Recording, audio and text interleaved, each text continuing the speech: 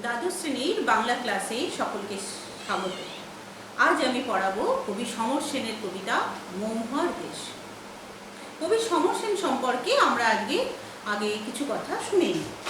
কবি সমর সেনের জন্ম কলকাতার বাগবাজারে বিশ্বকোষ লেনে। সালটা হচ্ছে 1916 সাল, তারিখ ছিল হচ্ছে 10ই অক্টোবর। কবি সমর সেনের পিতামহ ছিলেন অত্যন্ত বিখ্যাত ব্যক্তি দীনেশচন্দ্র সেন। আর তিনি ছিলেন বাংলা সাহিত্যের প্রখ্যাত লেখক এবং ইতিহাস প্রণেতা। তার পিতা ছিলেন অরুণচন্দ্র সেন এবং মা ছিলেন চন্দ্রমুখী দেবী। তো কবি সমর সেন যে পারিবারিক আবহাওয়ায় বড় হয়েছিলেন তা অত্যন্ত বৃদ্ধ এবং অত্যন্ত শিক্ষিত এক পরিমণ্ডলে তিনি বড় হয়েছিলেন। তিনি ইংরাজি অনার্সে প্রথম শ্রেণীতে প্রথম হয়েছিলেন, এমএতেও প্রথম শ্রেণীতে প্রথম হয়েছিলেন।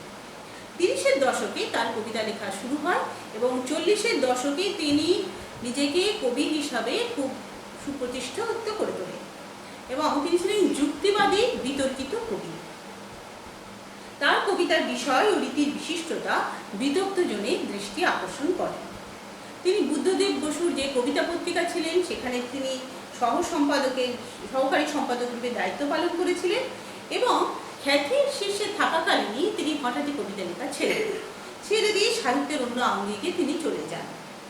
তো যাই হোক, তিনি তার নিজের যে কর্মজীবন সেখানেও তিনি কোথাও স্থায়ীভাবে কাজ করেননি। তিনি বিভিন্ন জায়গায় কাজ করেছেন, কিন্তু বিভিন্ন মতবিরোধ বা আদর্শগত মতান্তরের কারণে তিনি সে কাজ ছেড়ে দেন।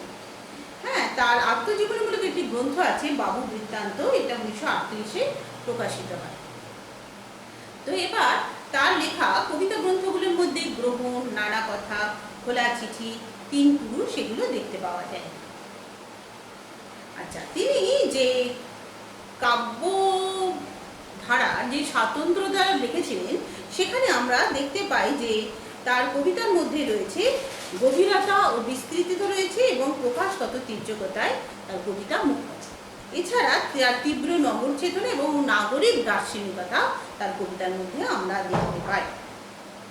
আচ্ছা, তিনি যে সকল কাজে অল ইন্ডিয়া রেডিওতে ছিলেন, স্টেটসম্যান পত্রিকাতে ছিলেন, নাও পত্রিকার সম্পাদকের কাজও করেছিলেন।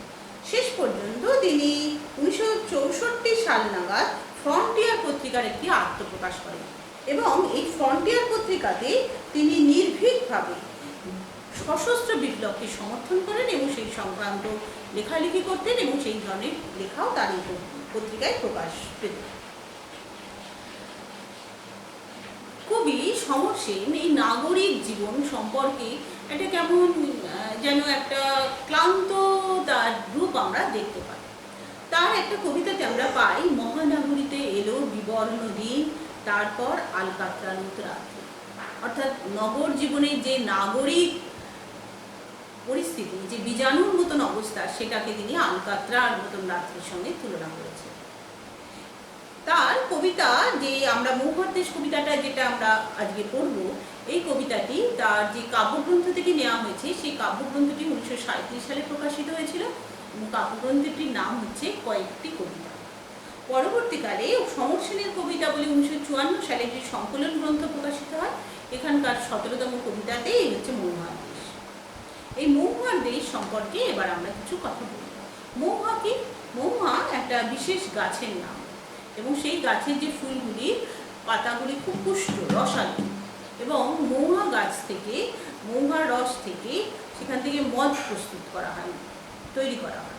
এবং প্রতি বছর আমরা পেপারে প্রায় খবরের কাগজে পড়ি যে এই মহুয়ার গন্ধে ওই বাঁকুড়াতে দলমা পাহাড় ওই দিক থেকে হাতির দল নেমে আসছে মহুয়া ফুলের এই রসালো মাদকতাময় গন্ধ। এই মহুয়ার দেশ হলো শাল, মহুয়া, দেবদারু বৃক্ষে ভরা বনভূমি অঞ্চল। সাঁওতাল পরগনার অঞ্চল হলো মহুয়ার দেশ। কবিতাটি আমি একটু পড়ছি, শোনো সবাই। মাঝে মাঝে সন্ধ্যার জলস্রোতে অলস সূর্য দেয় একে গলিত সোনার মতো উজ্জ্বল আলোর স্তম্ভ, আর আগুন লাগে জলের অন্ধকারে ধূসর ফেনা। সেই উজ্জ্বল স্তব্ধতায় ধোঁয়ার বঙ্কিম নিঃশ্বাস ঘুরে ফিরে ঘরে আসে শীতের দুঃস্বপ্নের মতো। অনেক অনেক দূরে আছে মেঘ নদীর মহুয়ার দেশ। সমস্তক্ষণ সেখানে পথের দুধারে ছায়া ফেলে দেবদারুর দীর্ঘ রহস্য আর দূর সমুদ্রের দীর্ঘশ্বাস। রাত্রে নির্জন নিঃসঙ্গতাকে আলোড়িত করে। আমার ক্লান্তির উপরে ঝরুক মহুয়া ফুল নামুক মহুয়ার গন্ধ। এখানে অসহ্য নিবিড় অন্ধকারে মাঝে মাঝে শুনে মহুয়া বনের ধারে কয়লার খনির গভীর বিশাল শব্দ। আর শিশিরে ভেজা সবুজ সকালে দেখি অবসন্ন মানুষের শরীরে দেখি ধুলোর কলম। ঘুমই তাদের চোখে হানা দেয় কিসের ক্লান্ত দুঃস্বপ্ন। এই কবিতাটি দুটি স্তবকে বিন্যস্ত। প্রথম স্তবকে আমরা দেখতে পাচ্ছি সেই মহানগরীর কোলাহল মুখর সেই যে কলকারখানা দূষিত জীবন থেকে কবি যেন অন্য কোথাও যেতে চাইছে। তার কল্পনায় সেই গ্রাম বাংলার স্নিগ্ধ সৌন্দর্য, যে গ্রাম বাংলার রূপ, সেই যেন অনেক অনেক দূরে সেই গ্রাম বাংলার ছবি যেন তার চোখে ভাসছে, তিনি সেখানে যেতে চাইছেন। অর্থাৎ তার চোখে রয়েছে এক স্বপ্ন, দূরে কোথাও, হেথা নয়, অন্য কোথাও, অন্য কোনোখানে। হেথা নয় কেন? এখানকার জীবনে কবি ক্লান্ত অবসন্ন হয়ে পড়েছেন। এখানকার নাগরিক জীবন তাকে একটুও যেন শান্তি দিচ্ছে না। তিনি সেখান থেকে শান্তির খোঁজে দূরে কোথাও কোনো গ্রাম্য পরিবেশে যেতে চাইছেন, সেটা হচ্ছে অনেক অনেক দূরে। তার পরের স্তবকে তিনি সেখানে পৌঁছে গেছেন, কিন্তু সেখানে গিয়েও কিন্তু ঠিক সেই প্রার্থিত শান্তি তিনি সেভাবে পাচ্ছেন না। যে ক্লান্তির উপরে মহুয়া ফুল ঝরে পড়বে বলে তিনি আশা করেছিলেন, সেখানে গিয়ে শুনলেন কয়লা খাদানের সেই গভীর বিশাল শব্দ, এবং সেই বিশাল শব্দ তাকে সেই শান্তি থেকে যেন কোথায় যেন দূরে সরিয়ে দিল, এবং সেখানকার শ্রমজীবী মানুষের দুঃখ কষ্ট সেই সকল কিছু যেন তার কবিতার স্থান পেয়ে নিল। কবি এই পুঁজিবাদী জীবনে, ধনতান্ত্রিক জীবনের বিরুদ্ধচারণ করেছেন তার সকল কবিতাতে। তার লেখনী এই বিরুদ্ধচারণের মধ্য দিয়েই আছে। তিনি বলেছেন তার কোনো এক কবিতায়, লক্ষ লাল সৈন্য বলিষ্ঠ জয়গানে পুঁজিবাদ চূর্ণ হবে সারা দুনিয়ায়, লুপ্ত হবে এই হিন্দুস্তান। তার কবিতার মধ্যে আমরা বিভিন্ন কবিতাতেও এই ধরনের তার কল্পনা ভাবনা আমরা দেখতে পাই। এবার আমি এই কবিতাটা একটু ব্যাখ্যা করার চেষ্টা করছি। তার কবিতার যে বিভিন্ন স্তবকগুলো বা যে লাইনগুলো তিনি বলেছেন সেগুলো একটু বোঝানোর চেষ্টা করছি। মাঝে মাঝে সন্ধ্যার জলস্রোতে এখানে আমরা বুঝতে পারছি কোনো এক নদীর স্রোত বয়ে চলেছে, তার প্রান্তে সূর্য অস্ত যাচ্ছে। সন্ধ্যাকালে সূর্য অস্ত যায়, অলস সূর্য দেয়নি। সূর্য কখনো অলস হতে পারে? সূর্যের আলোয় আমরা আলো দিব, কিন্তু এখানে অলস সূর্যকে এক নায়কের রূপ দেওয়া হয়েছে, এবং তার মধ্যে একটি বিশেষ গুণ আরোপিত হয়েছে, অলস সূর্য। সন্ধ্যাবেলায় সূর্যের আলো স্তিমিত হয়ে আসে, তার সেই তেজ অনেকটা কমে আসে। সেই রূপটাকে কবি বোঝাতে চাইছে অলস সূর্য বলে। অলস সূর্য দেয় একে গলিত সোনার মতো উজ্জ্বল আলোর স্তম্ভ। আলোর ওপরে সূর্যের সেই সোনালি আলোটা, নদীর স্রোতের ওপরে সূর্যের যে সোনালি আলো এসে পড়ে, তাকে কবি ব্যাখ্যা করেছেন গলিত সোনার স্তম্ভ, অর্থাৎ গলানো সোনার মতো তার রং। আর আগুন লাগে জলের অন্ধকারে ধূসর ফেনায়। সূর্য যখন পুরো ডুবে যায়, তখন সূর্যের যে শেষ আলো এসে পড়ছে জলের উপরে যে ফেনা রয়েছে, সেই ফেনাতে এসে পড়ছে, এবং সেই ফেনার মধ্যে এসে পড়ার জন্য যে ফেনার ধূসর ফেনা, সেটা তো আর ঠিক জলের রংটা নয়, সেটা কালো রঙের উপরে যে ধূসর আলোটা পড়েছে, তার জন্য সেইখানে গিয়ে আগুন লেগে যাচ্ছে, সেখানে যেন চমক লাগছে। জলের অন্ধকারে ধূসর ফেনায় শান্ত সমাহত এক যে রূপ, গ্রাম বাংলার প্রকৃতি, কবির মনের ভেতরে যে রোমান্টিসিজম রয়েছে, তার যেন রূপ আমরা এখানে একটু দেখতে পাচ্ছি। অস্তমিত সূর্যের আলো এসে পড়েছে, সন্ধ্যার পরন্ত আলোয় সূর্যের যে রূপ জলের আলোর সঙ্গে যে এঁকে দিচ্ছে যে রূপ, তা আমরা দেখতে পাচ্ছি। সেই উজ্জ্বল স্তব্ধতা কেন বলা হলো? স্তব্ধতা বলা হলো শান্ত সমাহত এক গ্রাম্য জীবনের রূপ ফোটানোর জন্য। সেই উজ্জ্বল স্তব্ধতার ধোঁয়ার গঙ্গীর নিঃশ্বাস ঘুরে ফিরে ঘরে আসে শীতের দুঃস্বপ্নের মতো। ধোঁয়ার বঙ্কিম নিঃশ্বাস কেন বলা হয়েছে? ধোঁয়া কোথায় দেখতে পাই? কলকারখানায় দেখতে পাই। তো সেই সভ্যতার, গণতান্ত্রিক সভ্যতার যে চিত্র এবং এই যে নাগরিক জীবনের যে দূষিত রূপ, তা যেন ঘুরে ফিরে আসে শীতের দুঃস্বপ্নের মতো। এখানে শীতের আমেজ নয়, শীতের যে কঠোরতা, সেই দুঃস্বপ্নের মতন কলকারখানার ধোঁয়াগুলো যেন কুণ্ডুলি পাকিয়ে কবির চিন্তাকে, কবির মনকে, কবির জীবনকে যেন একটা আবিষ্ট করে তোলে, জীবনকে যেন মোহগ্রস্ত করে তোলে। যে মোহগ্রস্ততার মধ্যে আনন্দ নেই, আছে বিষাদ। কবিকে যেন মন খারাপ করে তোলে। কবির তখন মনে হয় হেথা নয়, অন্য কোথাও, অন্য কোথায়। রবীন্দ্রনাথ বিরোধী কবি, অথচ রবীন্দ্রনাথকে লাইন থেকে আমি বোঝানোর চেষ্টা করছি। অনেক অনেক দূরে আছে মেঘ নদীর মৌমার দেশ। এখানে অনেক বলার পরে একটা কমাও ব্যবহার করা হয়েছে, মানে এটা দূরত্ব বোঝানোর জন্য। নগর যত গ্রাম থেকে সরে যাবে তত গ্রাম অনেক অনেক দূরে চলে যাবে। এই দূরত্বটা বোঝানোর জন্য অনেক কথাটা দুবার ব্যবহার করা হয়েছে এবং মাঝখানে একটি কমা দিয়ে এই দূরত্বটাকে আরো যেন বাড়িয়ে তোলা হয়েছে। গ্রামীণ সভ্যতার দূরত্বকে আমরা এখানে বুঝতে পারছি। কি বলছে? অনেক অনেক দূরে আছে মেঘ নদীর মৌমার দেশ। নগর জীবনে যে সৃষ্ট পুঁজিবাদের আস্ফালন ও জটিলতা থেকে মুক্তি চেয়ে গ্রাম বাংলার নির্জন নিস্তব্ধতা ও নিঃসঙ্গতাকে আপন করে মৌমার মাদকতায় কবি অবগাহন করতে চেয়েছেন। তাই বলছে নগর জীবনের পুঁজিবাদী ধনতান্ত্রিক যে রূপ, সেখান থেকে উনি দূরে সরে গিয়ে মৌমার মাদকতায় ঢুকতে চেয়েছেন। সেই দেশ যেন তাকে ডাকছে, মেঘ নদীর মৌমার দেশ। কি বলছে?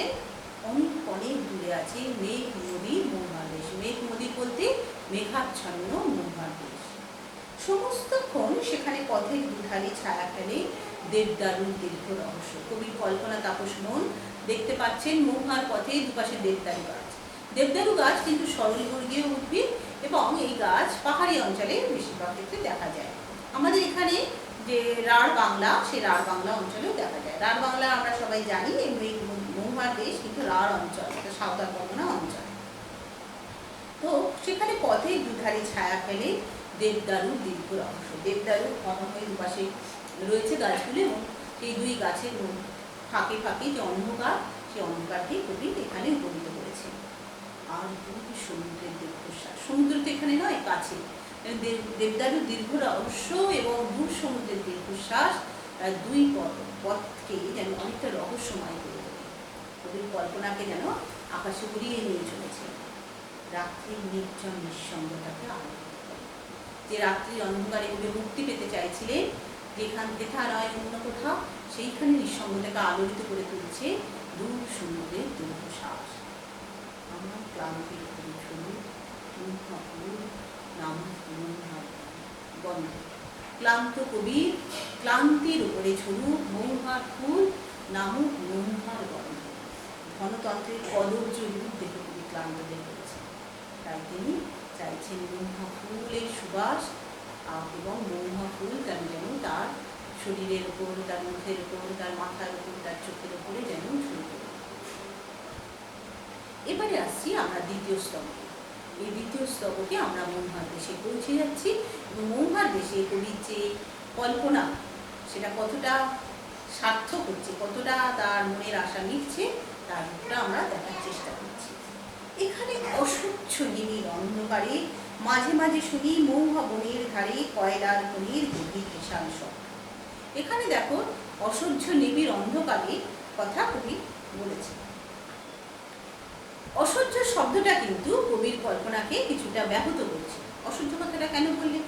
তার মানে কবি যা ভেবেছিলেন ততটা যেন হলো না, তার সঙ্গে যেন সেই অন্ধকারকে যেন আরো অন্ধকার অর্থাৎ কালিমা লিপ্ত করে দিয়েছে কয়লার গোড়। আমরা সকলেই জানি সাঁওতাল পরগনা অঞ্চলগুলোতে কয়লা খনিগুলো রয়েছে এবং সেখানে কয়লা খনির খাদানে বিশাল বিশাল শব্দ হয়। কিসের শব্দ?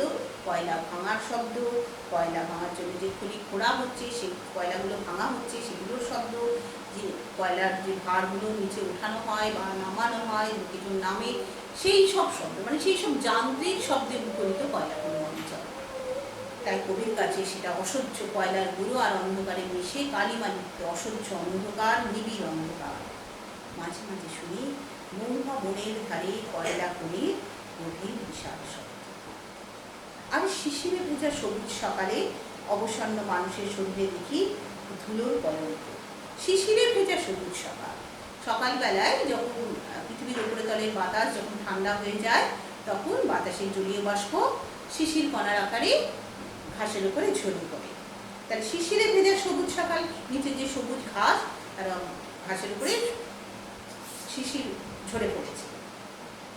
কি দেখতে পাচ্ছেন কবি? কোথায় একটা আরামদায়ক চিত্র দেখলেন তা নয়, কি দেখছে? রাত্রি জাগরণে ক্লান্ত শ্রমিকেরা ফিরছে, অবসন্ন মানুষের শরীরে দেখি ধুলোর কলঙ্ক। এই মানুষগুলো অবসন্ন কেন? এই মানুষগুলো হচ্ছে সমাজের স্বার্থে অমানসিক পরিশ্রম করে দিন রাত্রি জুড়ে। কয়লা খনিতে তাদের অমানসিক পরিশ্রম, সেই অন্ধকারের মধ্যে তাদের তো দিন রাত্রি কোনো হেরফের নেই।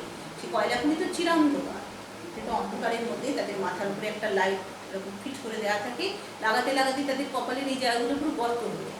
তো সেই কয়লা খনিতে তাদের সেই লাইট লাগিয়ে তাদের খনিতে নামিয়ে দেওয়া হয়, লিফটের মতন করে যন্ত্রের সাহায্যে তাদের নামিয়ে দেওয়া হয়, এবং সেখানে তারা কয়লা ভেঙে চলেন, কয়লা ভেঙে তোলেন, তুলে পাত্রে ভরেন, সেটা আবার উপরে উঠে যায়, আবার ঝুঁকি নামে, আবার তোলেন। এইভাবে তারা কয়লা খনিতে পরিশ্রম করতে করতে তারা ক্লান্ত অবসন্ন হয়েছে চলেছে। এটা সমাজের স্বার্থেই তাদের এই অমানসিক পরিশ্রম। সেই চির অবহেলিত, চির লাঞ্ছিত, প্রত্যাখ্যাত যে সম্মানহীন জীবন এই শ্রমিকদের, যে সমাজের স্বার্থেই যারা লড়ছেন অথচ কাজ করছেন, অথচ তাদের জীবন কিন্তু সম্মানহীন। তাই তাদের শরীরে দেখি ধুলোর কলঙ্ক, সারা গায়ে কয়লার গুঁড়ো, এবং সেই ধুলো তাদের গায়ে মাখা। ঘুমহীন তাদের চোখে হানা দেয় কিসের ক্লান্ত দুঃস্বপ্ন। তাদের চোখে ক্লান্ত দুঃস্বপ্ন হানা দেয়। তাদের জীবন তো শান্তির নয়। যে শান্তির খুঁজে নগর জীবনে ক্লান্ত কবি গিয়েছিলেন কয়লা খনিতে, গিয়ে দেখলেন সেখানকার মানুষের জীবনে তো শান্তি নেই। তাদের চোখে রয়েছে নিদ্রাহীনতা এবং দুঃস্বপ্ন, জীবনের অনিশ্চয়তার দুঃস্বপ্ন, জীবনের সকল কষ্টের দুঃস্বপ্ন। আচ্ছা, কবিতাটা এবার আলোচনা করলাম। আমি তোমাদের কয়েকটি ছোট প্রশ্ন এবং প্রশ্ন আমি দিয়ে দেবো, তোমরা রেডি করে পাঠাও আমাদের হোয়াটসঅ্যাপ গ্রুপে, তাহলে আমি সেটা ভালো থেকো।